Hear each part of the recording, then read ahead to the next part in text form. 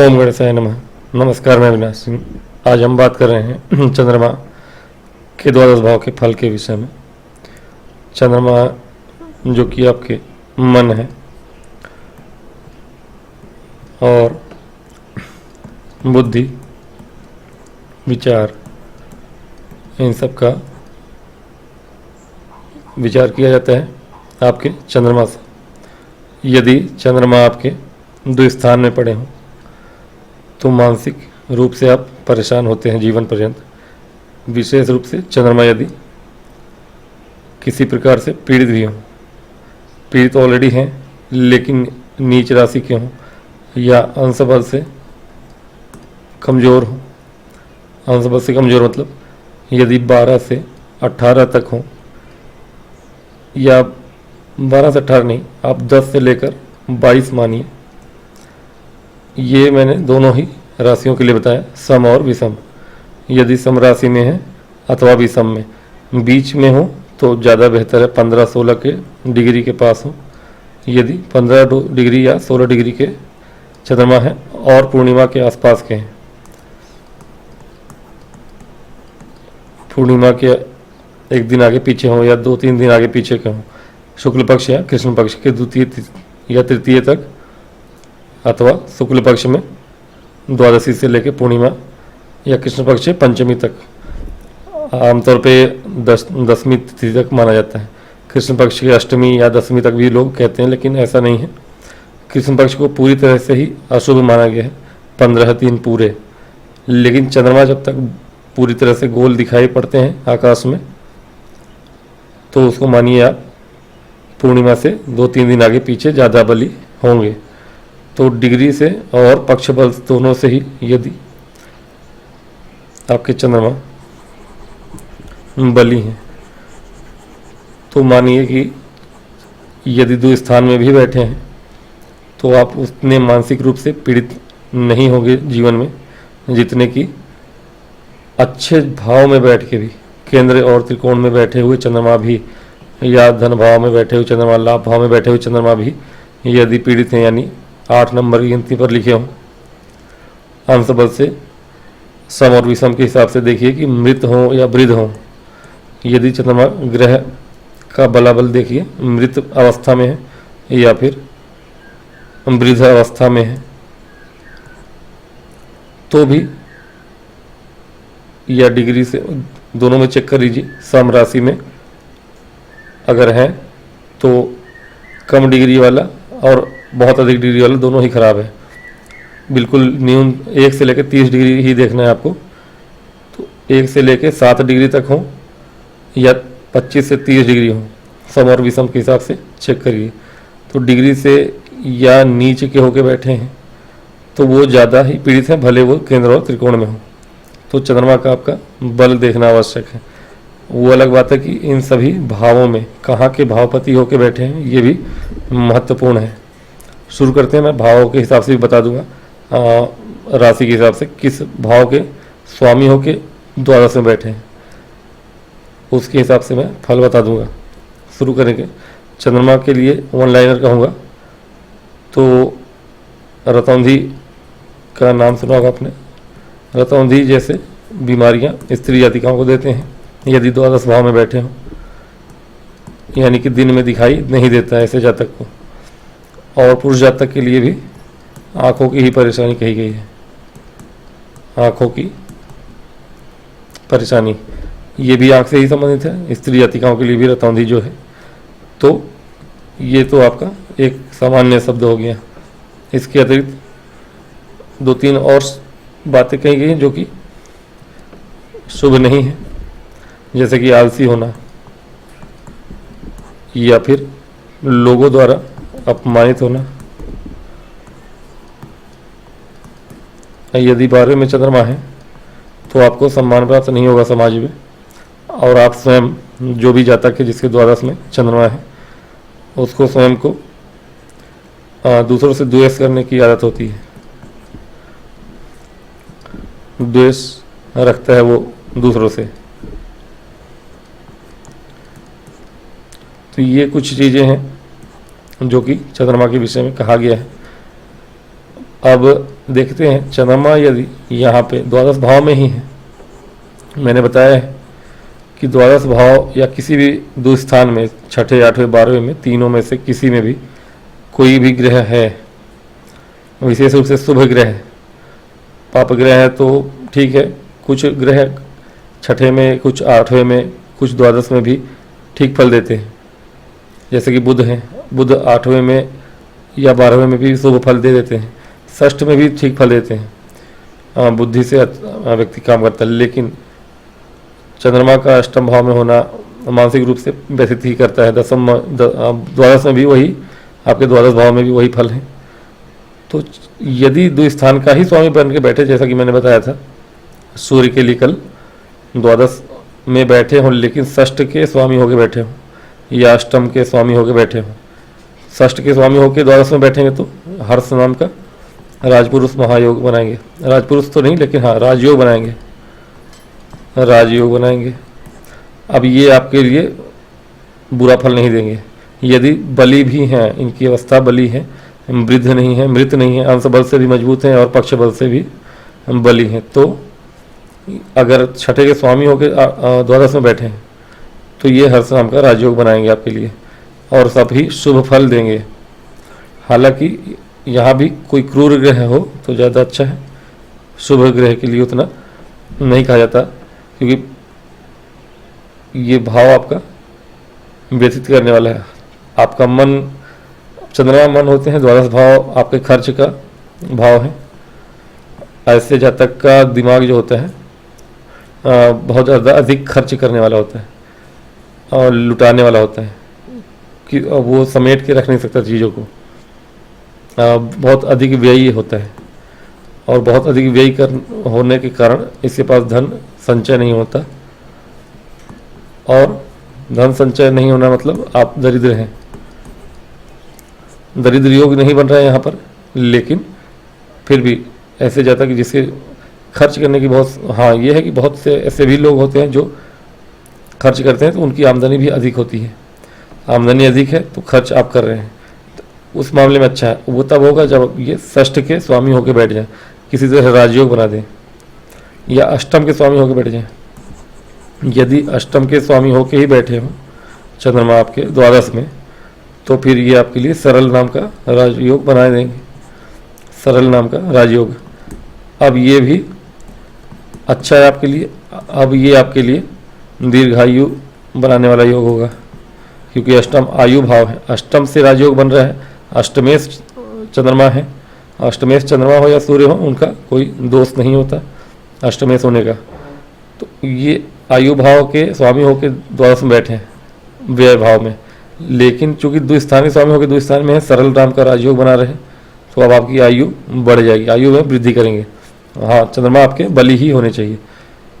चंद्रमा के लिए ये पहला और अंतिम शर्त है कि चंद्रमा आपका जन्म जो है पूर्णिमा के आसपास का हो। यदि चंद्रमा पक्ष बल से बली हैं तो अंश बल में भले ही दुर्बल हो, चंद्रमा का पक्ष बली होना आवश्यक है। यदि द्वादश के ही स्वामी होकर द्वादश में बैठे हों, यदि द्वादश भाव में बैठे हों, तो ये आपके लिए विमल नाम का राजयोग बनाएंगे, विमल नाम का राजयोग बना देंगे।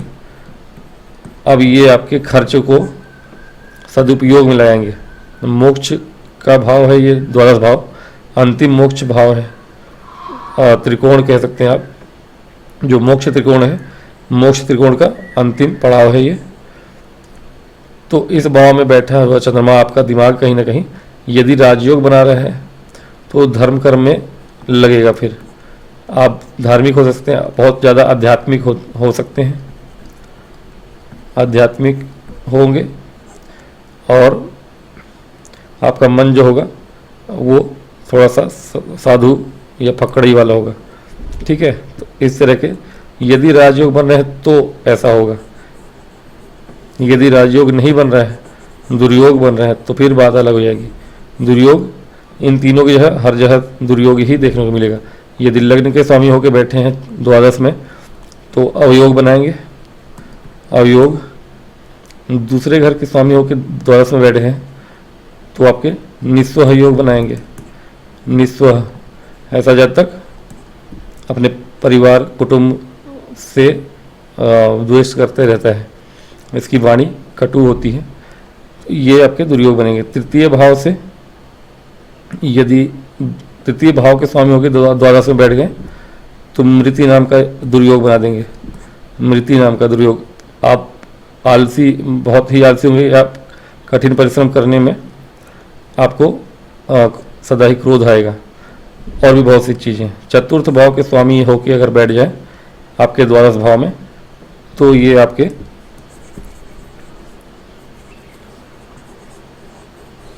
कुहू नाम का दुर्योग बनाएंगे। चतुर्थ के स्वामी होकर यदि द्वादश में बैठे तो कुहू नाम का आपका दुर्योग बनाएंगे। भूमि भवन वाहन की प्राप्ति, जीवन पर्यंत आप संघर्ष करते रहेंगे लेकिन होगा नहीं आपको। पंचम भाव के स्वामी होकर बैठे हों अगर द्वादश भाव में तो आपके पामर नाम का दुर्योग बना देंगे। अच्छा, दुर्योग अपने आप में ही एक योग है। दुर्योग कब बनता है? जब ये दसम भाव के स्वामी होकर द्वादश में बैठ जाए, यानी अभी मैंने पांचवा बताया, छठे का बता चुका हूँ, हर्ष नाम का राजयोग बनेगा, पांचवें में पामर नाम का दुर्योग ही बनेगा। इसमें आपको तरह तरह की परेशानियां जीवन पर्यंत होती रहेंगी। ऐसा जातक जो होता है वो ठगी के रास्ते पे चलने वाला होता है, और अपने जीवन में शिक्षा प्राप्त करने में समस्याएं आना, इसके पुत्र हो या पुत्री हो उसकी अवहेलना करते हैं तो जीवन पर्यंत वो परेशान ही रहता है। ना शिक्षा अच्छी होती है, ना पुत्र अच्छे होते हैं, तो और अपना स्वयं का स्वभाव जो होता है वो ठगी वाला होता है। षष्ठ में मैंने बता ही दिया।